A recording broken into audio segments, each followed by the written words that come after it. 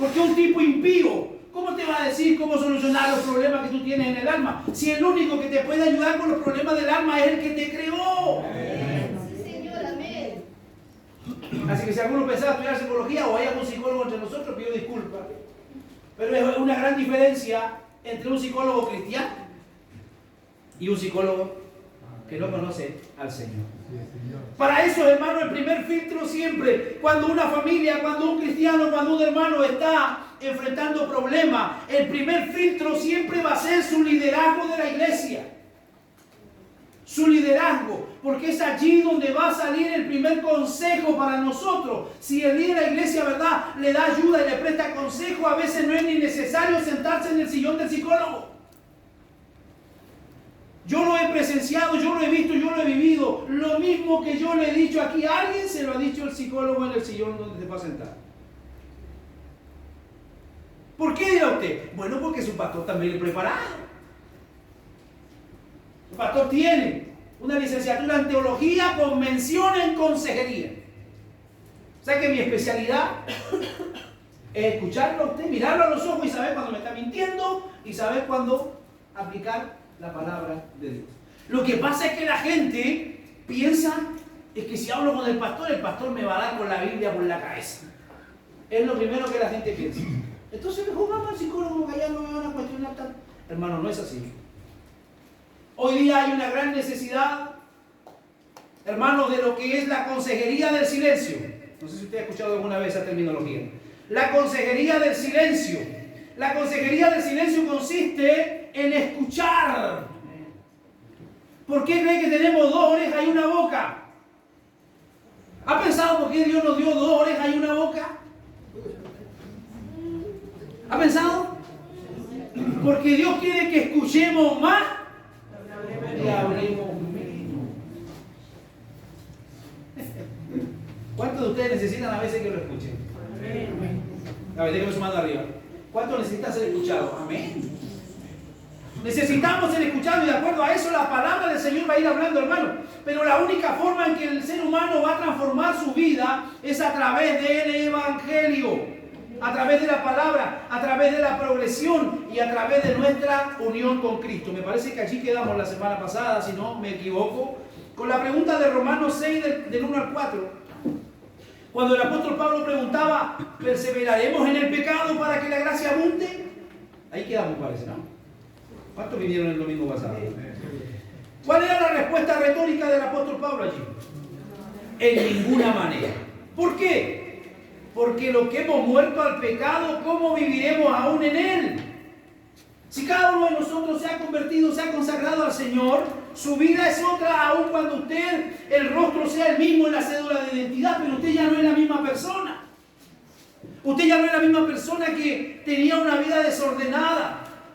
Romanos 6:12, no reine en vuestro cuerpo el pecado para que ustedes no le obedezcan, sino que presenten sus miembros, ¿verdad?, de alguna manera a el Señor y a su gloria. Dijimos que tenemos la capacidad de hacer uso de los recursos de la gracia. Y ahí estuvimos hablando cuál es el recurso de la gracia. Dijimos la palabra de Dios, la oración, el congregarse con los hermanos y participar de los sacramentos como es la cena y el bautismo. Lo que le va a ayudar al cristiano, hermano, es a este tipo de cosas, participar de esto. ¿Por qué? Porque yo le aseguro, hermano, que usted solito dando la batalla a su carnalidad, a sus deseos, a sus pasiones, no va a poder lograrlo. No va a poder lograrlo. Es como el que tiene problema de alcohol. ¿Cuántos aquí conocen a alguien que tiene problema de alcohol? O su abuelito, o su papá, o su tío, alguien siempre hay en la familia. ¿Y qué es lo que dicen? No, yo dejo de tomar cuando yo quiera. Y lleva años metido ahí. ¿Por qué? Porque no puede hacerlo. El que se mete droga en el cuerpo también dice, no, si yo tengo todo dominado. Mentira, son esclavos. La Biblia dice que todo aquel que practica pecado es esclavo del pecado. Y el único que nos puede hacer libres es el Señor. Entonces tenemos que reconocer lo que el Señor dijo, conoceréis la verdad y ella os hará libre. En la medida que crezcamos en la comunión con Dios, vamos a crecer en santidad. No se olviden que estamos hablando de la santificación. La oración, la palabra, la comunión con el pueblo de Dios. Dígame si no es importante la oración. Amén. ¿Cuántos han estado este último tiempo metidos en la oración? Amén. ¿Por qué? Porque se le enfermó un pariente. ¿Sí o no? La gente se vuelve pero súper buena para orar cuando alguien se le enferma. Pero cuando alguien está todo el mundo bien, no hay problema, a veces la gente como que se relaja. Hermano, la oración debe ser una práctica diaria. Así como tenemos que alimentarnos. ¿Cuántas veces alimenta usted en el día? Algunos 3 y otros 4, no va a entrar en polémica, pero algunos 3, otros 4 y algunos más, ¿verdad? Que son deportistas, porque quieren músculo y masa, comen más de 3 o 4 veces al día. Pero lo normal son 3 veces. ¿Cierto? Bueno, de esa misma forma usted tiene que orar al Señor diariamente porque de lo contrario se va a debilitar. Segundo, ¿qué es lo que nos da fuerza? La palabra de Dios. ¿Cuántos leen su Biblia diariamente? Diariamente. Mira que está a su lado, pregúntale, ¿lees tu Biblia diario? ¿Lees tu Biblia? Primero pregúntele si tiene Biblia, ¿verdad? Porque hay que partir por ahí. Leamos la palabra, hermano, constantemente. Dice la Biblia, ellas son las que dan testimonio de mí. El que quiere conocer a Dios, más que revelación y más que cosas, tiene que ir a la palabra del Señor. Tercero, ¿qué es lo que te va a ayudar a crecer en la gracia? La comunión con el pueblo de Dios. La comunión con el pueblo de Dios. Los momentos más ricos y más maravillosos de nuestra vida, hermanos, los vivimos cuando estamos junto a los hermanos adorando al Señor. Amén. Dígame si no es así. Amén. ¿O para ustedes más rico estar a esta hora en el mall? Para algunos más rico estar a esta hora, no sé, en la playa, en cualquier otro lugar. No, ¿por qué? Porque aunque usted puede hacerlo, ojo, puede hacerlo, usted puede cambiar el culto el domingo e irse a hacer muchas cosas, pero en su espíritu usted no va a sentir el regocijo y no se va a sentir tranquilo. Y yo eso se lo aseguro, hermano, porque algún tiempo atrás, cuando yo no estaba dedicado 100% a la iglesia y tenía que trabajar y tenía que cubrir turnos en faena, yo sabiendo que mis hermanos estaban congregados aquí, mi espíritu sufría. Y le pasa a los faeneros, usted le puede preguntar a los hermanos que están ahora mismo en faena, presbíteros y diáconos que están trabajando. Ellos quisieran estar en la silla donde usted está, pero tienen que trabajar. Tienen que cumplir con un turno de trabajo, con un contrato de trabajo. Pero la comunión con el pueblo de Dios es vital. Dígalo conmigo, ¿cómo es la comunión? Vital, hermano. Sentir a mi hermano aquí sentado al lado mío, codo a codo, eso es valioso. O sea, ¿recuerdan cómo sufrimos en la pandemia? Cuando dijeron que las iglesias tenían que cerrarse, cuando no podíamos reunirnos, cuando no nos podíamos saludar. Algo tan simple y monótono como es saludarse se nos prohibió. Y teníamos solo que chocar las manos, ¿se acuerdan? Y teníamos que estar como a 1,5 metros de distancia. En la pandemia nosotros llegamos a hacer más de un culto los domingos porque ¿cómo acomodamos toda la gente aquí si tenían que estar como a 2 metros? Yo le doy gracias a Dios por los músicos que apañaron durante todo ese tiempo 2 cultos los domingos. Y un listado, usted viene en la mañana, usted en la mañana y el otro viene en la tarde. Y así, hermanos, nos mantuvimos. ¿Por qué? Porque la comunión es vital. Amén. Y yo le expliqué el otro día, le di el ejemplo, no sé si lo practicó o no, en la parrilla. ¿Qué le dije? Cuando usted haga su próxima parrillada, tome un carbón de lo que está encendido y déjelo aquí al rincón solito. ¿Qué le va a pasar al carbón después de un rato? Se va a apagar. Eso mismo le pasa al cristiano cuando deja de congregarse. Cuando deja de venir a la iglesia, cuando deja de participar, solo se va a enfriar. Así que toma que está a tu lado, dile, te necesitamos, hermano. Dígase. La santificación progresiva y nuestro deleite al admirar la gloria de Cristo. Así que teniendo tal esperanza, usamos con mucha fuerza y no como Moisés, que ponía un velo sobre su rostro para que los hijos de Israel no fijaran la vista en el fin de aquello que había de ser abolido.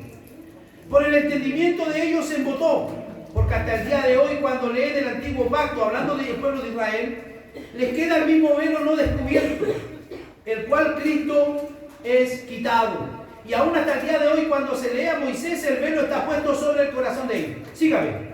¿Cuántos de ustedes se acuerdan cuando Moisés sube al monte a encontrarse con Dios, a recibir el mandamiento y a recibir la palabra de Dios, a recibir los mandatos de Dios para Israel? ¿Qué relata el episodio cuando Moisés desciende del monte? ¿Cómo es que él desciende?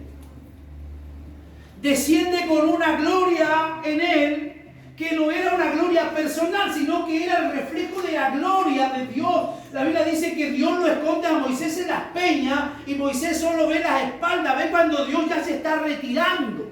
Y cuando Moisés ve eso, él desciende y dice la Biblia, hermano, que él tenía que ponerse un velo para cubrir su rostro, porque su rostro irradiaba la gloria de Dios. La gente no se podía parar frente a Moisés para verlo, porque su rostro reflejaba la gloria de Dios. Pablo se vale de este episodio cuando Moisés desciende del Sinaí con las tablas, en Éxodo 34, 29. Dice que su rostro resplandecía al haber estado expuesto al brillo de la gloria de Dios. Veamos por favor Éxodo 34, 29. Y aconteció que descendiendo Moisés del monte Sinaí con las 2 tablas del testimonio en su mano, al descender del monte no sabía Moisés que la piel de su rostro resplandecía después que hubo hablado con Dios. Y Aarón y todos los hijos de Israel miraron a Moisés y he aquí la piel de su rostro era resplandeciente y tuvieron miedo de acercarse a él. Déjeme decirle algo, hermano. Cuando usted y yo nos acercamos a Dios, cuando usted y yo nos consagramos a Dios, cuando usted y yo tomamos la determinación de poder acercarnos y buscar a Dios, hasta nuestro rostro cambia. Hasta nuestro rostro tiene un semblante diferente. Pero cuando la gente se descarría, ¿por qué se pone tan fea?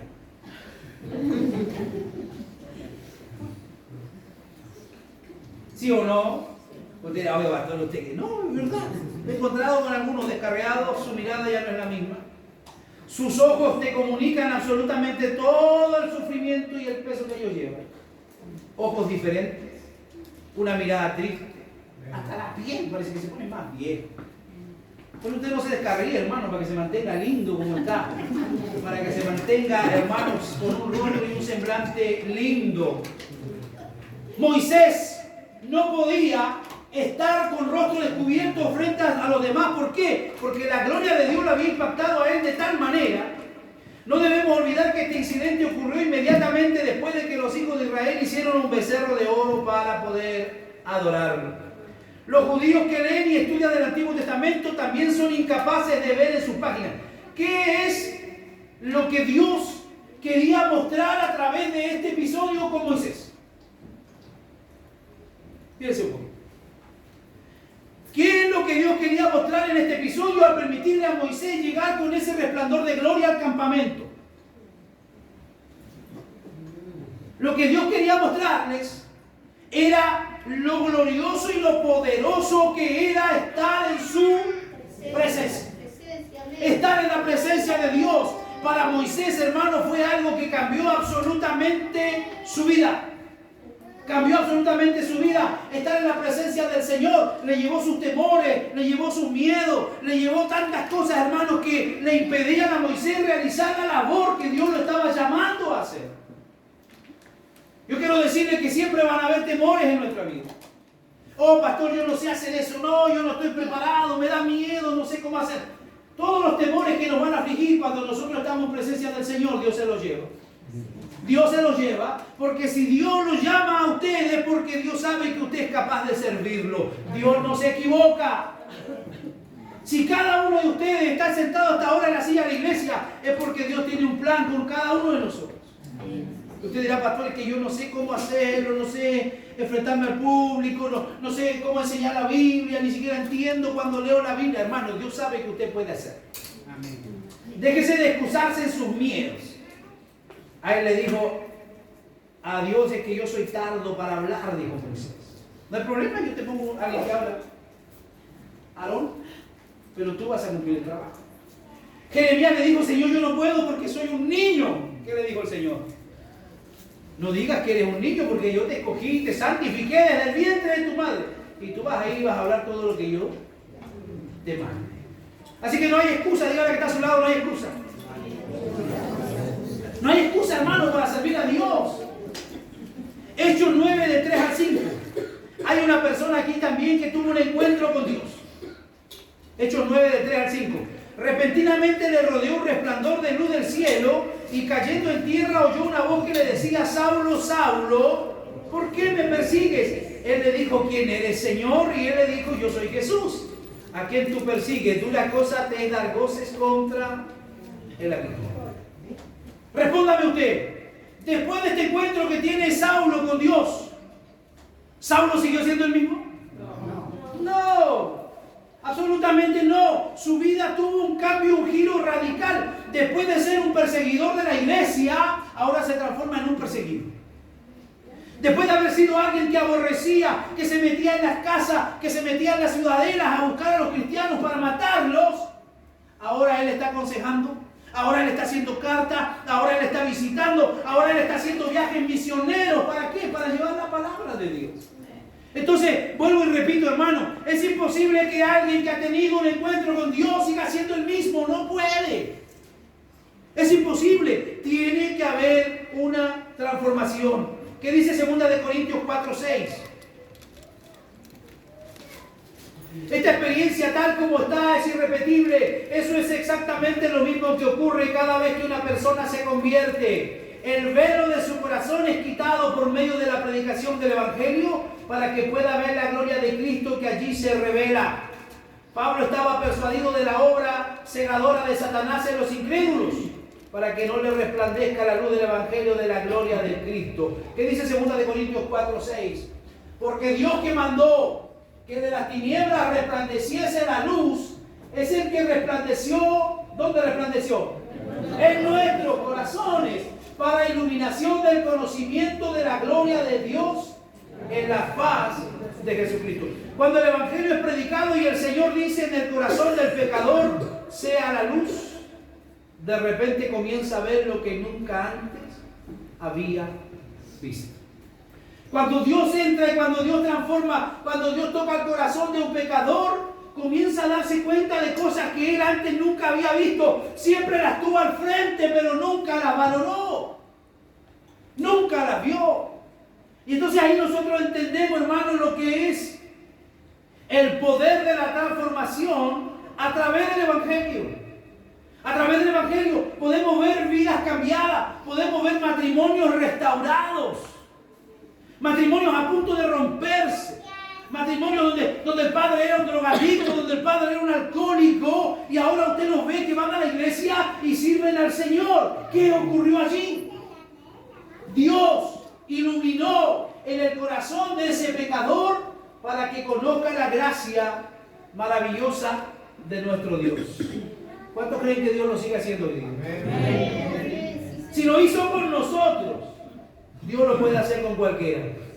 Dígale que está a su lado, lo puede hacer contigo. Dios lo puede hacer con usted.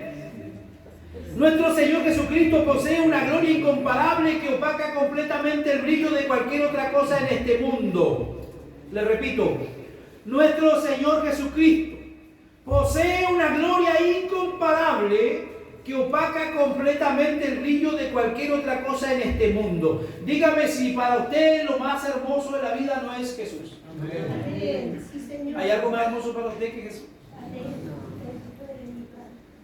¿Qué dice 2 Corintios 3:18? Por tanto nosotros todos, mirando a cara descubierta como en un espejo la gloria del Señor, ¿qué pasa con nosotros? Somos transformados de gloria en gloria en la misma imagen como por el Espíritu del Señor. El apóstol Pablo aquí nos está clarificando que cada uno de nosotros puede observar y puede mirar la gloria como en un espejo, la gloria del Señor. Allí nosotros somos transformados de gloria en gloria a la imagen del Espíritu. Mire, la transformación es algo progresivo, vuelvo y le repito. Es algo progresivo. Vamos siendo transformados de gloria en gloria. Y no es algo que se ha hecho de un momento a otro. Porque a veces falta la paciencia y uno quiere que la persona cambie, pero al tiro. Y no es así. Va siendo transformado de gloria en gloria. Contemplando es que somos transformados. Mientras contemplamos su gloria, el Espíritu Santo que mora en nosotros y la obra principal es glorificar a Cristo, continúa abriendo nuestro entendimiento para que veamos más de esa gloria. De modo que nuestra admiración por Él siga creciendo y de esa manera continuamos siendo transformados. ¿Entendió lo que le dije? En la medida en que usted se sienta cada vez más impactado por Dios, su vida va a ir siendo transformada. Pero cuando la gente tiene una mentalidad de que Diosito que está en el cielo, y Diosito me entiende, y Diosito sabe que yo soy un poquito difícil, y Diosito sabe que este pecado me cuesta, vamos a tener una vida donde vamos a servir a un Diosito que quién sabe quién será porque no es el Dios del cielo. Mucha gente que está autoengañada con ese tipo de filosofía. Hermano, el Dios al cual nosotros predicamos es un Dios grande. Amén. Es un Dios que todo lo puede, que todo lo sabe, que todo lo conoce y que ante Él no podemos ocultar nada y tampoco podemos engañar. Sí, entonces, en la medida en que yo me impacto por la grandeza de Dios, mi vida va a ir siendo transformada. Amén. Cuando yo entiendo que no puedo mentir, ¿y por qué no puedo mentir? ¿Y por qué no debo mentir? Porque estoy ofendiendo a Dios. Usted nos puede engañar a nosotros, podemos engañarnos entre nosotros mismos. Usted puede tratar de engañar a su madre, lo decía el domingo pasado, algo que es muy difícil. Porque las madres los conocen tan bien. Imagínense si no somos capaces de engañar a nuestra madre. ¿Cómo pretendemos engañar a Dios? Difícil. Difícil, imposible. Entonces, ¿qué es lo que nosotros tenemos que hacer? Tenemos que saber que estamos parados cada día frente al Dios que creó el universo. Amén. Al Dios grande, al Dios que a todas las estrellas las llama por su nombre y no se olvida nunca de ninguno de los nombres de ellas. No es como nosotros. Sí, Señor, amén. A nosotros nos cuestan los nombres, nos cuestan, hermano, guardarlos, memorizarlos. La Biblia dice que Dios, en Isaías 40, a cada estrella la llama por su nombre. Y nunca falta y nunca se olvida de ninguna. Así que, hermanos, aprendamos a caminar con reverencia. Aprendamos a caminar con respeto, sabiendo que caminamos ante un Dios grande. Así como el rostro de Moisés fue transformado cuando vio la gloria del Señor, así nosotros seremos transformados cuando el Espíritu podamos contemplar la gloria de Dios en la faz de Cristo. John MacArthur explica esto del siguiente modo. En la medida en que los creyentes vislumbran la gloria del Señor, contemplan la majestad de su persona y de su obra de una forma clara, duradera y profunda. Se produce verdadera santificación cuando el Espíritu toma al creyente, cuyo corazón está fijo en Cristo y lo eleva a un nivel otro de gloria, un nivel superior de gloria. Esta es la siempre creciente realidad de la santificación progresiva. Y esta ocurre no porque los creyentes lo anhelen, ocurre no porque los creyentes lo deseen, ocurre no porque los creyentes trabajen para ella en su propia energía, sino porque la gloria de Cristo captura tu corazón y captura tu mente. Somos transformados por esa gloria y mientras más claramente la veamos, comenzaremos a reflejarla más y más brillantemente. Sin embargo, este proceso no será un proceso fácil. ¿Qué es lo que está diciendo aquí el comentarista y teólogo, como lo es John MacArthur? Él está diciendo que en la medida que esta santificación va progresando, inevitablemente va dando frutos y va dando muestras de que Dios está actuando en nuestras vidas. Lo vimos la semana anterior y si usted quiere lo podemos repasar porque tenemos tiempo. Gálatas capítulo 5, versículo 19 en adelante. En la medida en que yo me acerco a Cristo y en la medida en que yo respeto a Dios por lo que Él es, inevitablemente va a haber un cambio y va a traer frutos. Porque usted me dirá, bueno, pastor, ¿y yo cómo sé que Pepito está cambiando? ¿Yo cómo sé que Pepita está cambiando?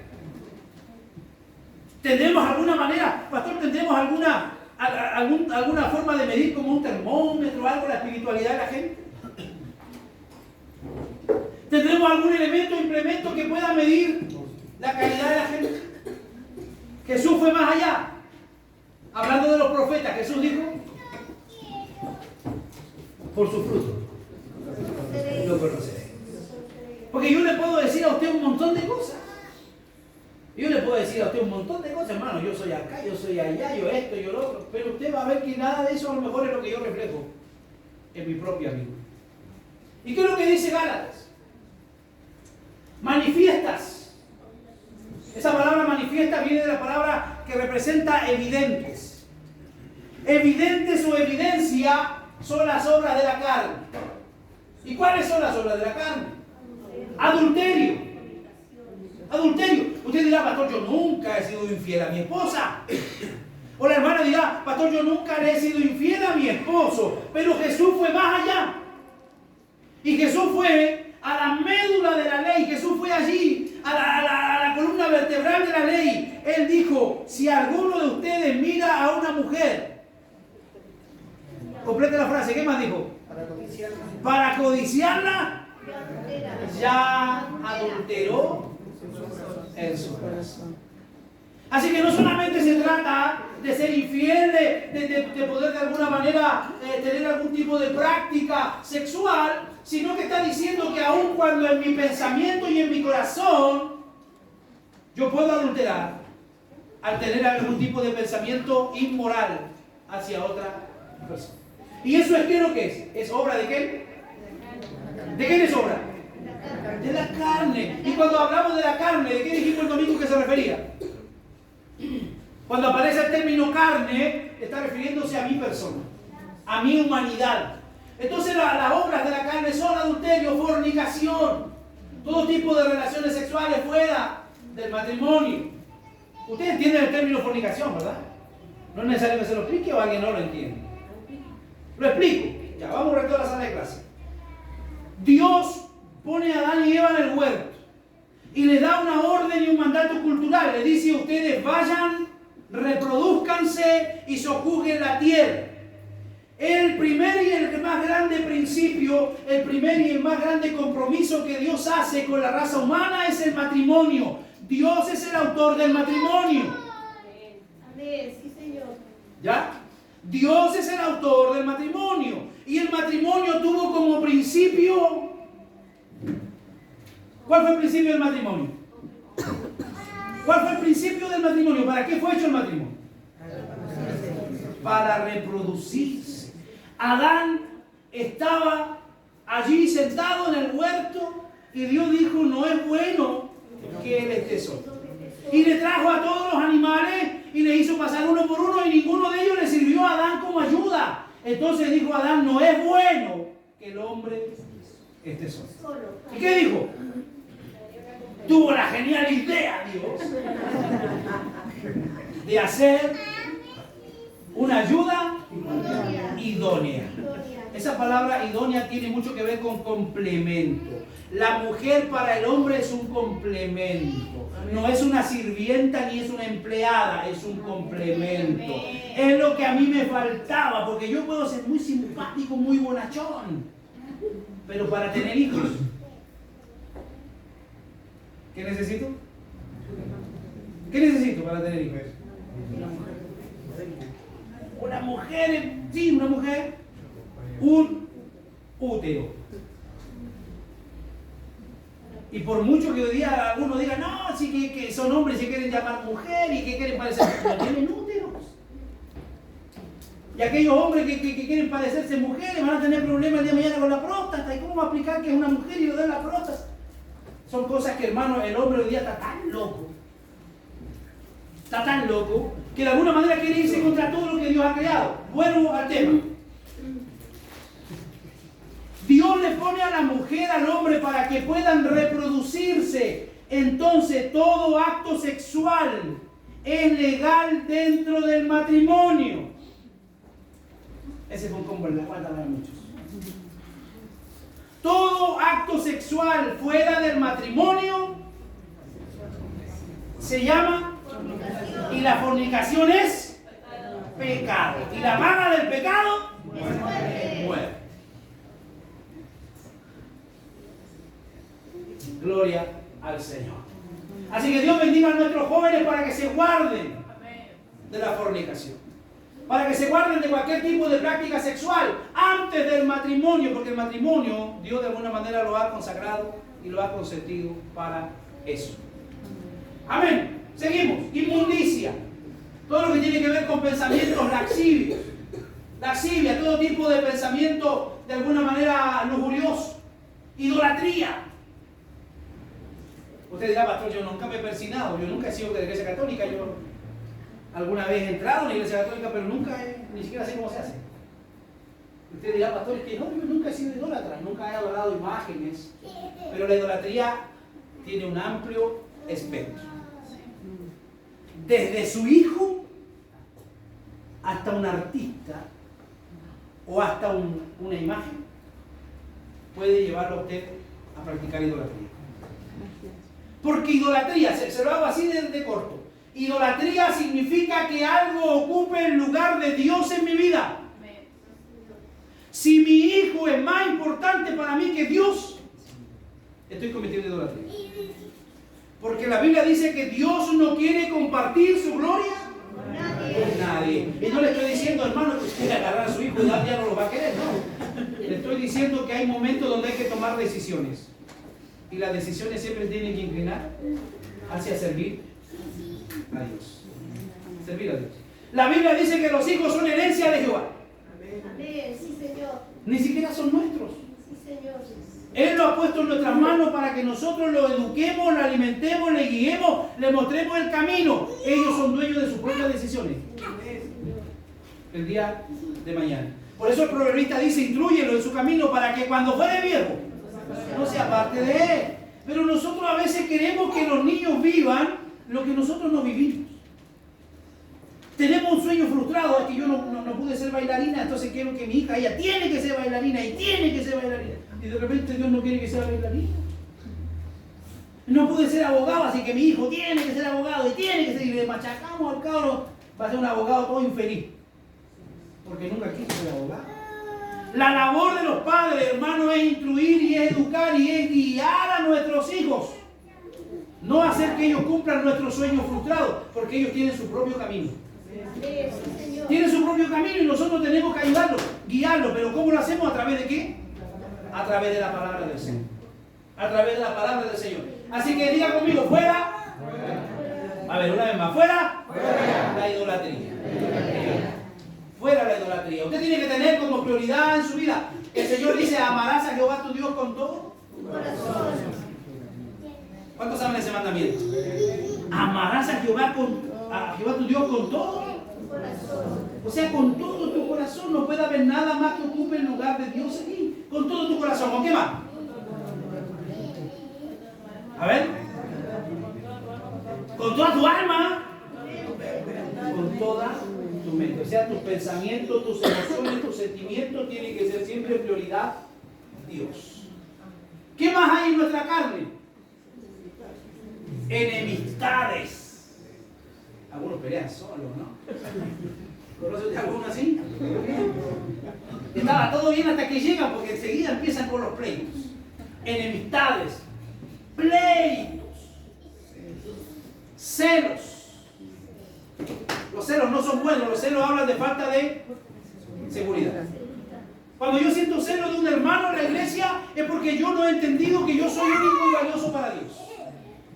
Y que lo que yo puedo hacer, tal vez otro lo va a tratar de hacer, pero no lo va a hacer como usted lo hace. Así que usted no sienta celo, hermano. A veces la gente siente celo, lleva años en la iglesia porque llega alguien y lleva poquito tiempo. Pero ¿por qué lo están considerando a él si yo tengo tanto tiempo en él? Yo le he contado a ustedes la historia de cómo comenzamos nosotros, ¿no? Y le he compartido a ustedes un poco abierto desde mi corazón. Cuando nosotros partimos esta iglesia, partimos con puras mujeres. Puras mujeres. Guerreras, mujeres fuertes, hermanos, mujeres de fe, pero también eran problemáticas.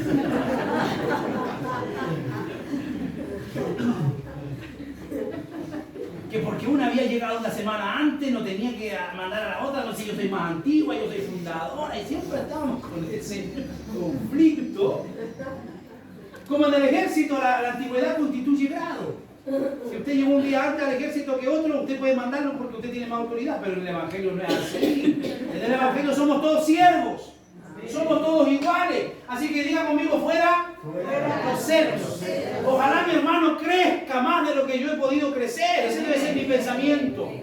Y no, oye, va el pastor, ¿por qué con él? No va el pastor, ¿y por qué a él? No, hermano, usted no se preocupe de eso. Va a llegar su tiempo de promoción. ¿Qué más tiene que estar fuera? La ira. ¿Cuántos reconocen que todavía le queda ira? Iracundos. Dios nos ayuda a librarnos de la ira. Contiendas. Contiendas. ¿Cree usted que hay gente contenciosa?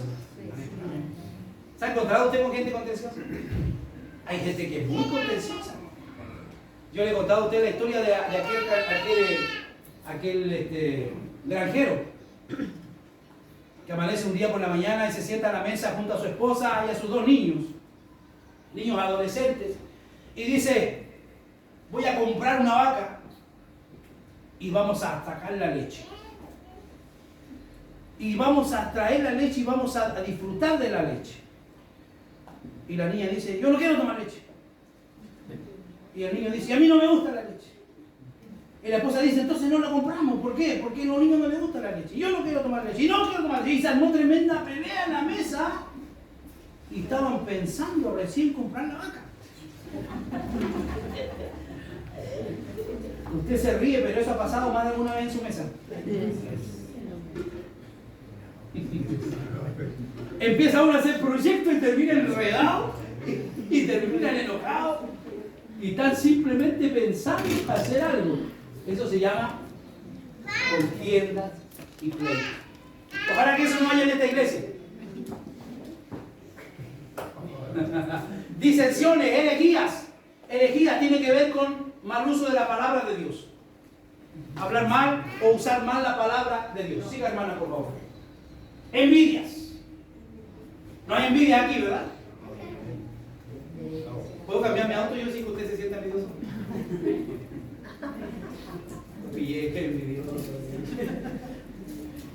No puede haber en nosotros envidia. Si mi hermano prospera, yo me alegro. Y si mi hermano lo pasa mal, yo también tengo que estar orando por él y ayudarlo. Entonces vamos a echar fuera de esa manera la envidia. Y no solamente en la iglesia, ojo, a veces en la familia se da mucho la envidia. ¿Sí o no? Usted va a visitar la casa de su hermano o su hermana y se compró un mueble nuevo y usted la otra semana aparece con uno más grande. Examínese, eso es envidia. Homicidios. Lo hemos hablado antes y lo hemos reído juntos. Dice: pastor, yo nunca he matado a nadie, espero no matar nunca a nadie. Pero cuando le dice a su esposa: ¿por qué no se morirá? O cuando el esposo discute con la esposa, le dice: ¿por qué no se morirá? Se está teniendo pensamientos homicidas. Borracheras. De eso no hay aquí, gracias al Señor. Orgías, todo tipo de prácticas sexuales y cosas semejantes a estas, acerca de las cuales, ¿qué dice Pablo? Os amonesto, como ya os he dicho antes, que los que practican tales cosas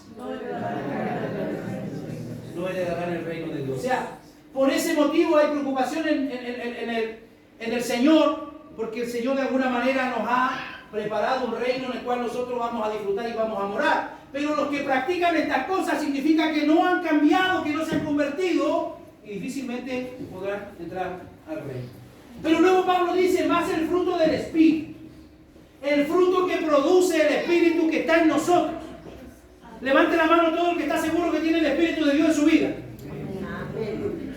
A ver, ¿cuántos están seguros que tienen el Espíritu de Dios en su vida? Amén. Si usted se ha arrepentido, usted es salvo, usted tiene el Espíritu de Dios. Y ese Espíritu va a dar fruto. ¿Y cuál es el fruto? El amor, el gozo, la paz, la paciencia, la benignidad, la bondad, la fe, la mansedumbre y la templanza. Contra tales cosas no hay ley, pero los que son de Cristo han crucificado la carne con sus pasiones y con sus deseos. Mira que está a tu lado con la autoridad y pregúntale: ¿eres de Cristo?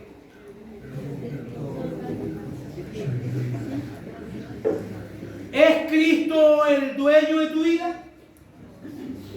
¿O todavía estás luchando entre si me rindo o no me rindo? ¿Lo declaro, lo confieso o no lo confieso? ¿O te gusta el evangelio? ¿O te gusta la vida de iglesia, pero no has rendido tu vida a Cristo? Yo quiero decirte que es importante que crucifiques juntamente con Cristo todas tus pasiones y todos tus deseos. Termino con esto. Somos transformados por la gloria de Cristo mientras claramente vemos y comenzamos a reflejar más y más esa gloria. Sin embargo, hermanos, este proceso no será sin luchas. ¿Me escuchó? Sí. Si hay alguien aquí que me dice, pastor, yo estoy en una vida happy, hoy el evangelio para mí es mentira. Mentira, no es así. No es así. El proceso no será sin lucha, no solo porque el pecado mora en nosotros, sino también por dos enemigos mortales que buscan entorpecer nuestro progreso en santidad. ¿Sabe cuáles son esos dos enemigos mortales que buscan entorpecer el crecimiento? El legalismo y el libertinaje. El legalismo y el libertinaje. ¿Cuántos de nosotros alguna vez tuvimos la experiencia de participar o congregarnos en una iglesia donde se veía el legalismo? ¿El legalismo no te deja crecer? El legalismo no te deja crecer, el legalismo te marca, el legalismo te vigila, el legalismo te coarta todas tus habilidades, te coarta todas tus expresiones, te coarta todo lo que tú puedes ser en el Señor. El legalista dice, bueno, ¿y por qué la mujer tiene que pintarse la cara? ¿Y por qué tiene que teñirse el pelo? ¿Y por qué tiene que andar con la falda arriba de la rodilla? ¿Y por qué tiene que...? Y se preocupa de puros detalles que en el fondo no marcan lo que realmente importa, que es la transformación de la persona. Y yo siempre he dicho que detrás de todo legalista siempre hay un pervertido. Siempre con el tiempo se demuestra que esas personas eran pervertidas. Qué hermoso que las hermanas se adornen, qué hermoso que las hermanas se preocupen de su cuerpo físico, porque de esa forma también glorifican a Dios. Pablo lo llama y lo dice de manera decorosa, no teniendo peinados ostentosos. Por supuesto que usted aparece aquí con un peinado ostentoso, donde le va a estar quitando protagonismo a la palabra del Señor y vamos a estar todos mirando su pelo, le vamos a llamar la atención. ¿Sí o no? Amén. Pero necesitamos nosotros, hermanos, vivir el evangelio en libertad. Conoceréis la verdad y la verdad te hará libre. Pero esa libertad tiene un límite. Cuando la libertad se convierte en libertinaje, entonces nosotros tenemos que tener cuidado. Cuando la libertad se convierte en libertinaje. Pili, corta la grabación.